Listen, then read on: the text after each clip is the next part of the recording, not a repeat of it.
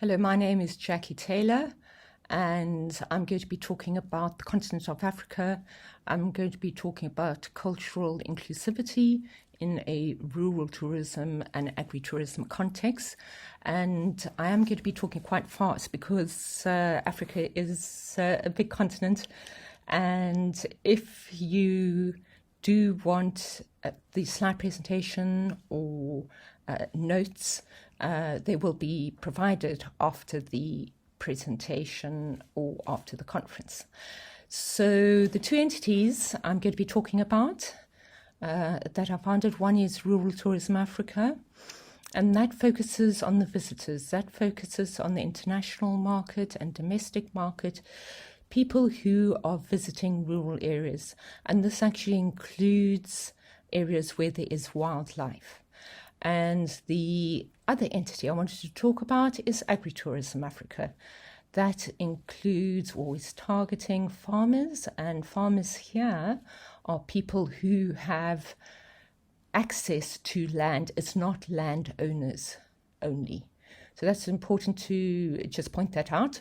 I'm also talking about farming communities. I'm talking about the little villages that have sprung up because of farmers. So those are the two entities, and I'll go through various examples of projects as we go along. It's very important for me to actually state up front that the focus is on people. And in the past, the focus, unfortunately, in Africa has only been on wildlife. And so people have not really benefited from tourism, particularly those near wildlife areas. So it is important that we actually put people first. I am going to show you this map of the continent. I know most of you fit into it, but it's not meant in that way. It's actually to show everyone that over 60% of the global uncultivated arable land is actually in Africa. So we are an agricultural continent. And almost 98% of the rural households in 9 African countries engage in on-farm agriculture. Now, that's different to the type of agriculture that you might be referring to in the United States or in countries where you have companies that own farms. This is a different type of on-farm agriculture that we're actually talking about, that's actually mainly performed by women. So what are the key pillars of the Rural Tourism Africa NPO? Well, obviously it's poverty alleviation, because we're trying to get diversification within livelihoods. So where people maybe have focused on the land or agriculture before, we're trying to find income opportunities through agritourism initiatives that really increase the household income of these communities. And we really do that by focusing on the youth and women, because we want to promote the cultural heritage through the sustainable agritourism activities. The focus is on preservation, not on changing whatever the current situation is in these different areas to something that is more tourism friendly. We are not interested in cultural theme parks. I'm sure they're fine for other continents, but not here. So we also look at agricultural productivity through the land use diversification.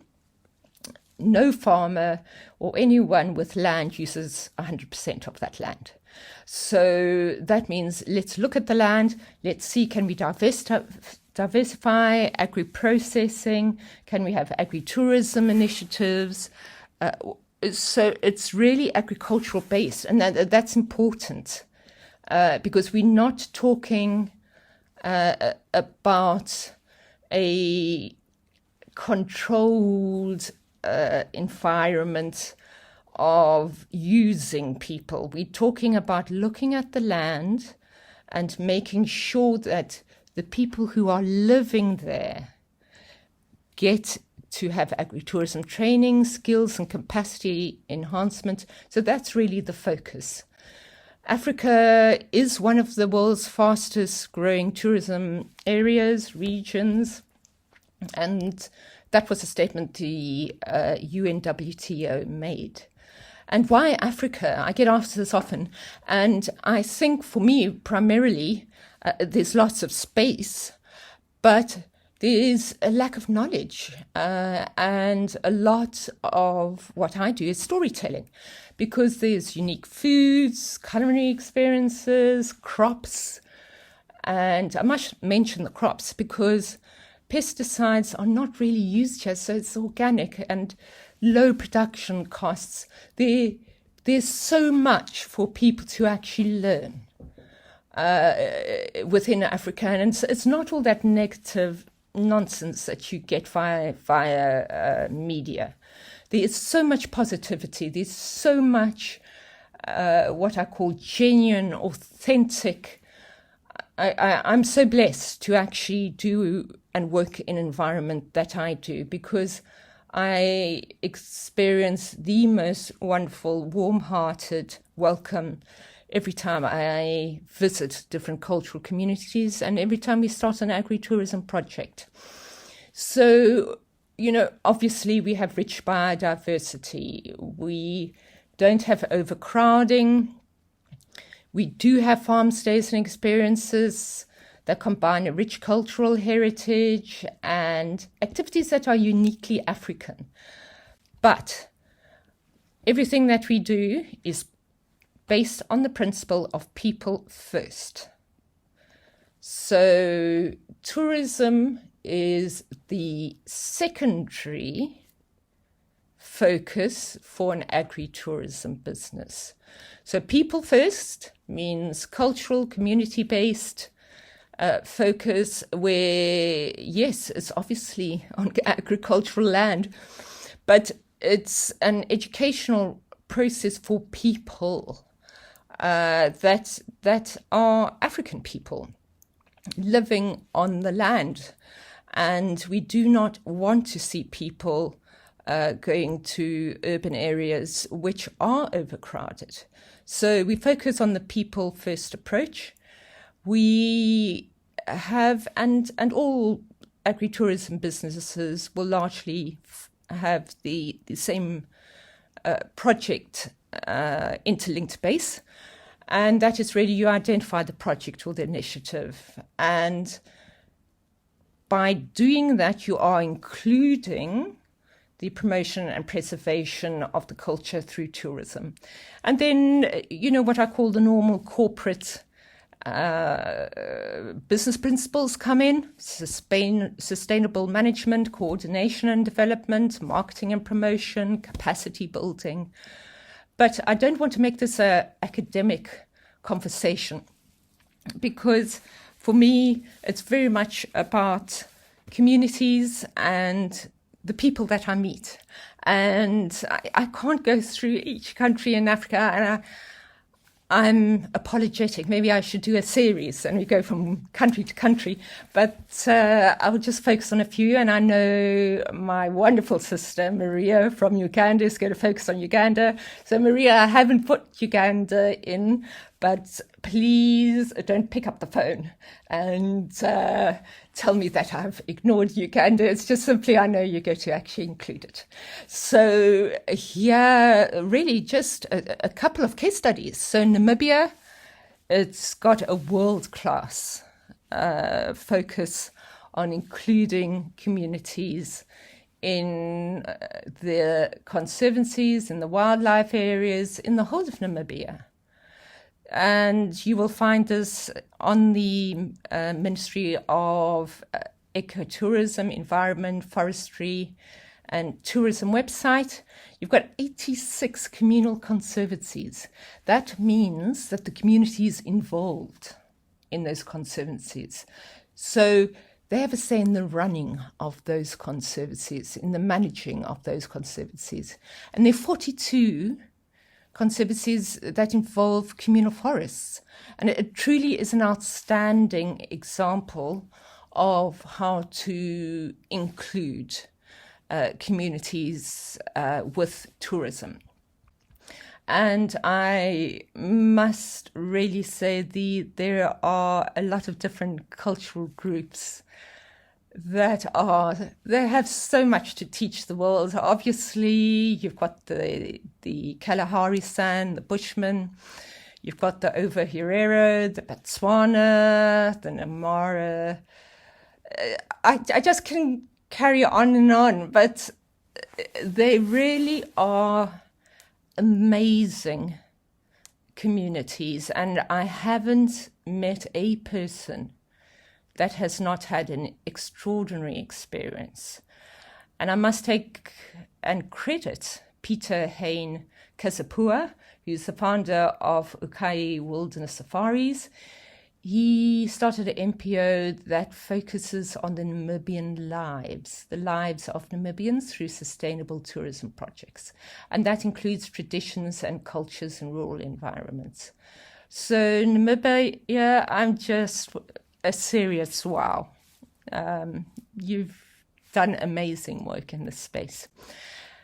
Then I want to go on to Rwanda, and again, a country that really has embraced community tourism, and they've done this through the cooperative system in rural areas.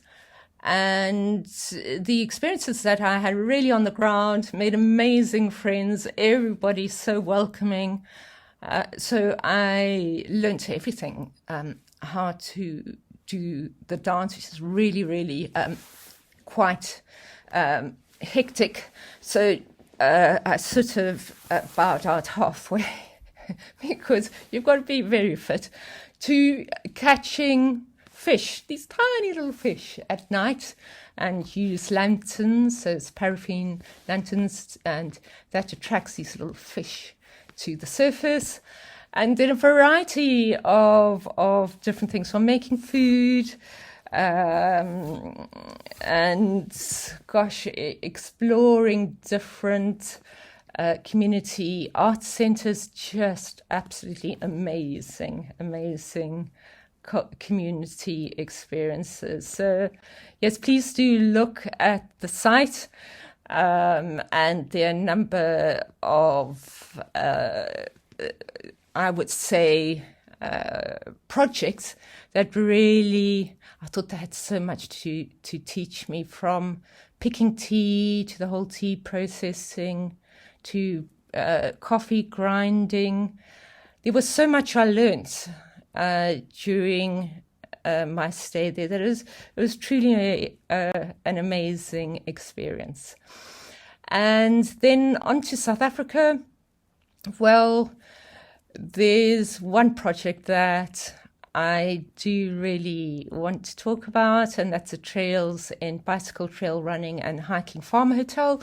So it's the first cycling hotel in Africa, and there was a group of individuals that used their skills and influence. So they'd come from a business background, and all they wanted to do was to give back to the community around the hotel, the rural community. So they formed a partnership with the local NPO called Grabo Beautiful. And one of the examples that I really love is a recycling project. And if children recycle, and it's obviously organized and coordinated, then they can earn points that go towards getting a free bicycle, but they've got to commit to various things. And I've mentioned recycling, but it can also be improving their school grades. And once their bikes are earned, their bicycles, the beneficiaries are encouraged to improve their cycling skills. And there are a couple of, and I've got to mention Peter Silverbauer. He's what I call a cycling nut. He's one of these people that has to cycle every day. And he holds regular training clinics to improve the bicycle skills of the local community. And then also one of my absolutely favorite activities in South Africa is a sand culture and educational center called Ikwatu, and they've done amazing work there. There's a museum, there are unique tours, there's accommodation, restaurants, and the principle behind it was to reteach the San, who had lost their culture because had gone into more urban areas. It's to teach the skills of the San so they could reclaim and share their heritage, but in their own way. So that's another community project that's just awesome. And yes, do look it up. Then the other project that I wanted to talk about was an amazing center in Ghana. And I'm not sure if you're familiar with kente cloth, but it is beautiful. It's handwoven. And there's a rural tourism center there that includes agritourism activities, like visiting the cocoa farm in the surrounding areas. But what I like is the participation of the community. So you see the kente weavers at work, you see the naming ceremonies, the drumming, the dancing.